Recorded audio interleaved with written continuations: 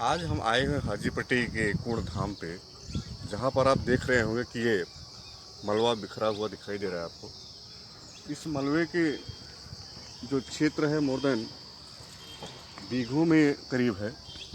ये धरातल से करीब 20 फीट की ऊंचाई पर है।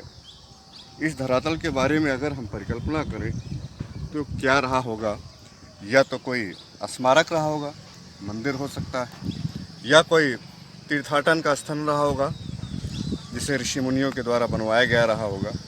अगर इसमें कार्बन डेटिंग के द्वारा या ईंट पत्थरों से जो यहाँ से अवशेष प्राप्त हो रहे हैं, जो दिखाई दे रहे हैं, उनका हम अगर सर्वेक्षण या एनालिसिस करें तो कुछ नई चीज़ें आपको दिखाई दे सकती हैं। तो हम लोगों को ख़ास तौर से अपने क्षेत्रवासियों से निवेदन है कि अगर कुछ जानकारी अगर रखते हो इस विषय पे तो जानकारी को साझा करें, जिससे हमारे ज्ञानवर्धन में या उत्साहवर्धन हो सके और नई जानकारियां हम आपको दे सकें और यहाँ के लोगों का ऐतिहासिक और पौराणिक साक्ष्यों के द्वारा यह प्रमाणित किया जा सके इस स्थल का वास्तविक स्वरूप क्या था और आज इस उपेक्षा का शिकार कैसे हुआ।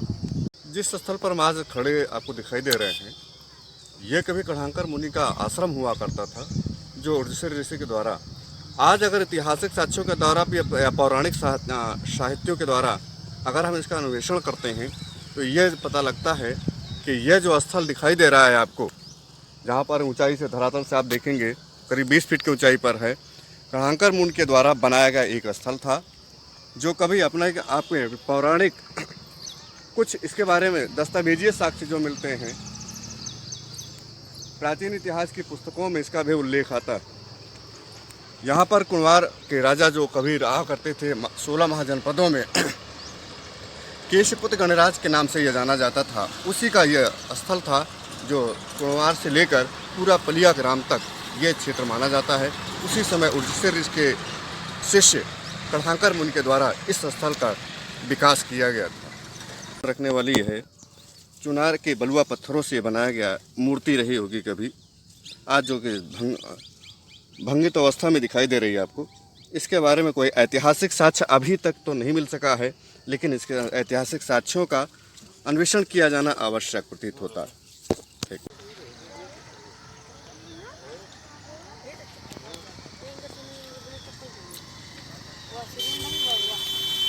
आप जो भग्नावशेष देख रहे हैं, इस आकृति को देखने के बाद आपको यह प्रतीत होगा कि यह गंधार कला की कोई ये पशु की मूर्ति रही होगी, या तो इसका शीर्ष भाग खंडित अवस्था में दिखाई दे रहा है आपको, ये इसका बाह्य पक्ष है पीछे, या अगर इसका अध्ययन किया जाए इकोनोग्राफी के द्वारा तो ये लगता है ये जो दिखाई दे रहा है स्पष्ट रूप से लाल बलुआ पत्थर रेड सैंडस्टोन का बनाया हुआ गया है, जो चुनार के बलुआ पत्थरों से यहाँ पर लाकर बनाया गया होगा। कारण कि अपने आसपास में इस तरीके कोई बलुआ पत्थरों के मिलते नहीं।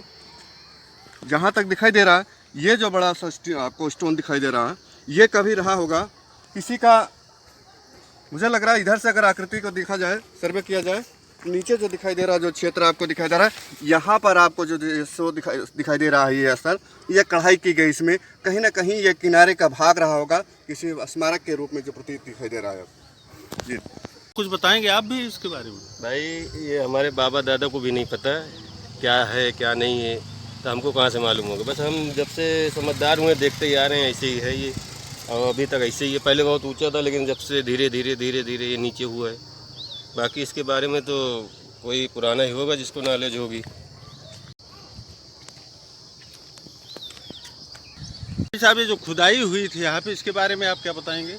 खुदाई तो हमसे पहले हुई है, जो हमारे अब्बा बताते थे, किसी ने खुदाई किया था तो इसके अंदर से वो काला वाला हाड़ा निकला था। उसके बाद उन लोग छोड़ के सब भाग गए थे, तब से ये खुदाई ऐसे ये पड़ा हुआ है। किसी को मालूम नहीं इसके अंदर क्या था, क्या नहीं निकला, कुछ नहीं पता। इस पत्थर को देखने के बाद इसमें आपको देखें जो बलय दिखाई दे रहे हैं, इन बलयों को देखने से लगता है कि ये काफ़ी प्राचीन काल के पत्थर हैं, जिनमें ये तो कहीं वल्लरी के रूप में प्रयोग के दिखाई दे रहे हैं। ये जो आपको आकृतियाँ दिखाई दे रही है, कहीं नक्काशी की गई दिखाई दे रही हैं। खासतौर से इनमें देखें ये चौखट के रूप में जो प्रयोग किए जाने वाले थे, ये स्टोन पत्थरों का प्रयोग किया गया था। इसमें कभी काफ़ी दिनों से क्षरित हुआ दिखाई दे रहा है, प्रकृति की मार भी झेल रहा है ये, जिसके कारण ये स्पष्ट रूप से नहीं कहा जा सकता कि वर्तमान में ये कब का है, जब तक किसी कार्बन डेटिंग ना निकाली जाए